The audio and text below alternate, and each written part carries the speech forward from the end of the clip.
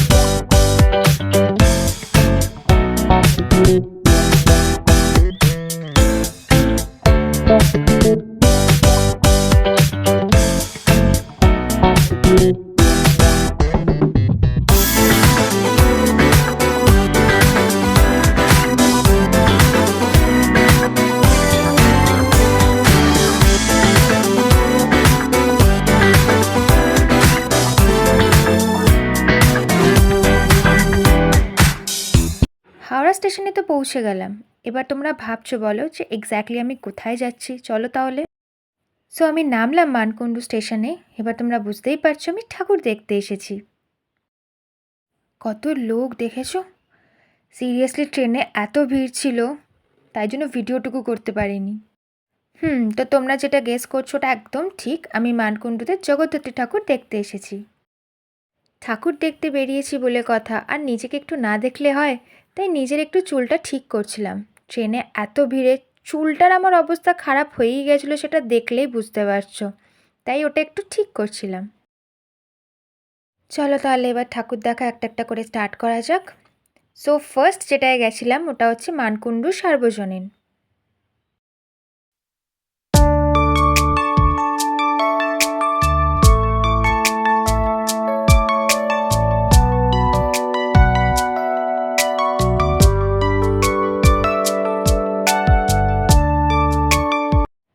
So ঠাকুর দেখে বেরোনোর পর এই রাস্তাটা পড়েছিল।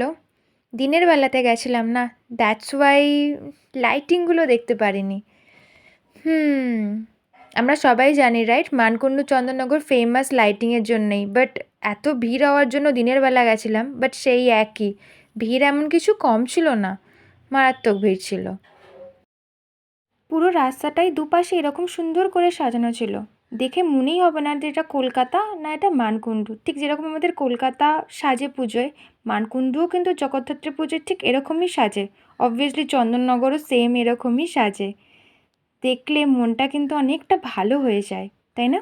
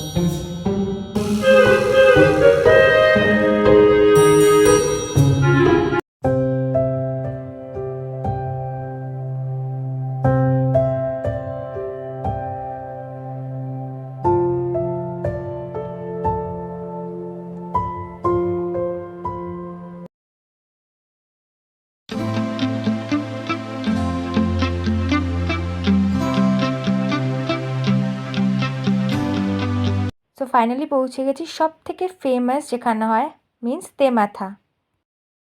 এটা হচ্ছে তেমাথার প্যান্ডেলের বাইরে কিছু কাজ হচ্ছিলো দেখতেই পাচ্ছ, যার জন্য অন্য দিক দিয়ে যেতে হচ্ছিলো। তো ওই রাস্তাটা অনেকটা ডিফারেন্ট রুট হয়ে যেত বলে ওই জায়গাটা অ্যাভয়েড করেছিলাম। আর এত ভিড় থাকার কারণে ভিডিও করতে পারিনি, যে বাইরে থেকে ঠাকুরটা দেখেছিলাম। দেখতেই পাচ্ছ কত লোক গেছিলো ওখানে দেখতে।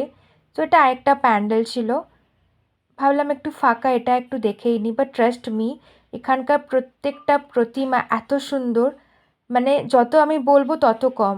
আর এটা দেখার জন্য অবশ্যই তোমাদেরকে চন্দননগর মানকুণ্ডুতে যেতে হবে জগদ্ধাত্রী পুজোয়। নিজের চোখে না দেখলে ট্রাস্ট মি তোমরা বিশ্বাসই করতে পারবে না যে এত সুন্দর প্রতিমাও হয়। পুজোর জন্য সমস্ত রাস্তাই প্রায় বন্ধই ছিল, যার জন্য হেঁটে হেঁটেই ঠাকুর দেখতে হচ্ছিল। আর হ্যাঁ, তো হেঁটে হেঁটে আমি এত ক্লান্ত হয়ে গেছিলাম যে ভাবলাম একটু চুলটাই ঠিক করে নিই, একটু অন্তত ক্লান্তিটা দূর হবে। এটা না করলে কিছুটা ফাঁকা ফাঁকা লাগে আমার। তোমরাও এরকম নিশ্চয়ই করো, তাই না? এই যে গাড়িগুলো তোমরা দেখতে পাচ্ছ, এই গাড়ি করেই কিন্তু প্রতিমা বিসর্জন হয় ওখানের। যেরকম আমাদের কলকাতায় প্রতিমা বিসর্জন হয়, ওখানে একটু ডিফারেন্ট, লাইক এই ধরনের লাইটিংয়ের তৈরি গাড়িগুলোতে কিন্তু ওরা প্রতিমা বিসর্জন করে।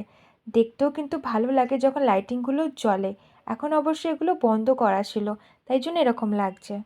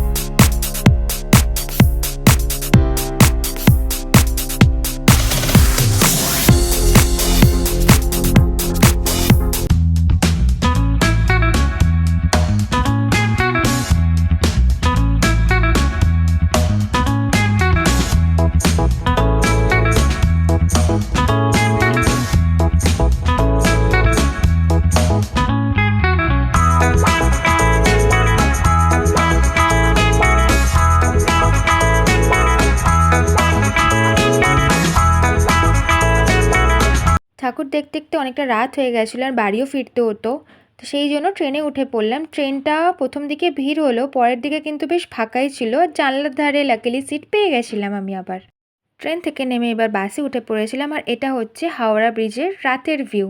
আজকে কিন্তু দিনটা আমার খুব লাকি ছিল বলতে হবে। ট্রেন, বাস যেখানেই উঠেছি জানলার ধারে সিটটা কিন্তু অবভিয়াসলি পেয়ে গেছিলাম। আর ঠাকুর দেখে সারাদিন প্রচণ্ড ক্লান্তি ছিল ঠিকই, বাট দিনটা কিন্তু প্রচণ্ড ভালো গেছে আমার। ইভেন আমি খুব এনজয়ও করেছি। তোমরাও জগদ্ধাত্রী পুজোয় কিন্তু চন্দননগর মানকুণ্ডুতে অবশ্যই যেও, অবশ্যই তোমাদের মনটাও ভালো হয়ে যাবে। ফাইনালি বাড়ি ফিরলাম। আমার তো এখন ঘুম পাচ্ছে, সিরিয়াসলি সোজা ঘুম লাগাবো এখন। খেতেও ইচ্ছে করছে না, বাট ঠিক আছে, এরকম একটু একটু হতেই থাকে। তো গাইস, আমার এই ভিডিওটা দেখে তোমাদের কীরকম লাগলো অবশ্যই আমাকে জানিও। আর যদি ভালো লাগে তাহলে লাইক, কমেন্ট আর শেয়ার করতে ভুলো না কিন্তু। আজকের মতো এইটুকুই, আবার আসবো নতুন কোনো ভিডিও নিয়ে। ততদিনের জন্য সবাই ভালো থেকো, সুস্থ থেকো। Bye bye.